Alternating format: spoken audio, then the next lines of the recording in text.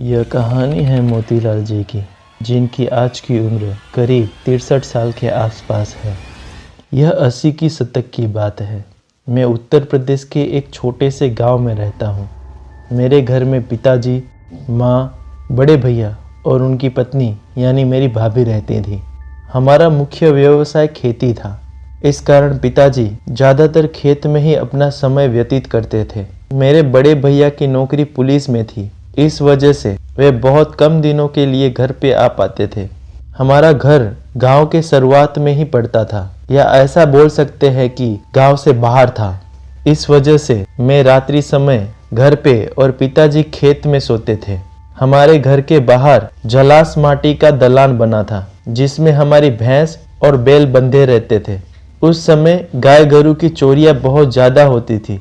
इस वजह से मैं दलान के बाहर ही खटिया बिछा के चंपाकल के पास सो जाता था कि जिससे रात बिरात प्यास लगे तो पानी पी सकूं। रोज सवेरे उठकर नहा धोकर खाना पानी करके मैं खेत के लिए निकल जाया करता था, पर पिताजी खेत से घर आ जाते थे। दोपहर में पिताजी खाना खाकर मेरे लिए खाना बंधवा के ले आते थे और मैं दोपहर का खाना खेत में ही खा लिया करता था। रात्रि समय माँ पिताजी के लिए खाना लेकर आती थी और पिताजी खेत में ही खाना खा के रुक जाते थे। मैं और माँ दोनों वापस घर के लिए निकल आते थे। यह थी हमारी हर रोज की दिनचर्या। घर पहुंचकर गाय गरू को घास भूस डाल के खाना खाकर उस रात भी मैं सोने पहुंचा। पर उस रात मेरे साथ कुछ अलग घट रहा था। मेरा खटिया और बिस्तर हमेशा दलान में पड़ा रहता था, जिसे मैं खुद अपने लिए तैयार करता। उस रात मेरे आने से पहले ही सब कुछ तैयार था।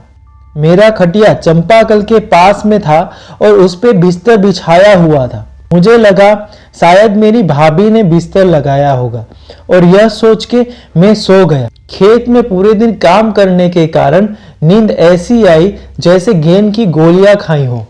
दूसरे दिन सुबह आंख खुली, मुझे थोड़ा अजीब सा महसूस हो रहा था। मैंने इस बात पर ध्यान ना देते हुए नहा धोकर खाना खा लिया। तब तक पिताजी भी खेत से आ गए। मैंने भाभी से कहा, भाभी आप मेरे लिए बिस्तर तैयार मत किया करो, मैं आकर बिस्तर खुद लगा लूंगा। इस बात पर भाभी ने कहा, नहीं तो मैंने आपका बिस्तर नहीं लगाया है। मुझे कुछ अजीब सा लगा, पर मैंने इस बात पर ज्यादा ध्यान ना देते हुए खेत के लिए निकल गया, क्योंकि पिताजी खेत से वापस आ गए थे। पूरा दिन खेत में काम करके दूसरी रात में वापस घर पे आया। गाय गरू को घास भूसा दिया और खाना खाकर वापस सोने आया तो देखा कि बिस्तर फिर से तैयार था। मुझे अजीब लगने लगा, पर बहुत नींद आने के कारण मैं बिना कुछ सोचे समझे सो गया। दूसरे दिन सुबह जब मेरी नींद खुली तो मेरे पूरे शरीर में से दुर्गंध आ रही थी। मैं कुछ समझ न पाया, आखिर मेरे साथ हो क्या रहा है। इतना कुछ होने के बाद भी मैं इन बातों पर ध्यान न देकर शायद बहुत बड़ी भूल कर रहा था।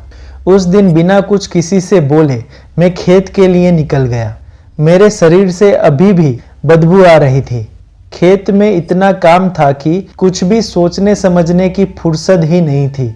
उस शाम मैं वापस घर आया। हर रोज की तरह गाय गरू को घास चारा देकर खाना खाके मैं सोने जा रहा था, तब फिर से बिस्तर लगा हुआ था। आज भी मुझे वो अंधेरी रात याद है। कुछ भी ठीक ठाक दिख नहीं रहा था। लालटेन दलान में लटकी हुई थी, जिसकी धीमी रोशनी मेरे बिस्तर तक बहुत मुश्किल से आ रही थी। मैं अपने बिस्तर के पास धीरे धीरे पहुंचा तो मुझे लगा कि मेरे बिस्तर पर कोई है। मेरे पांव धीरे धीरे धीमे पड़ गए। मेरे मुंह से निकला, कौन? तभी एक औरत मेरे बिस्तर से उठी और मेरे घर के पीछे की गली में जाने लगी। काफी अंधेरा होने के कारण मैं उसे ठीक से देख नहीं पा रहा था। मैं उसके पीछे जाने लगा, पर गली में कोई न था।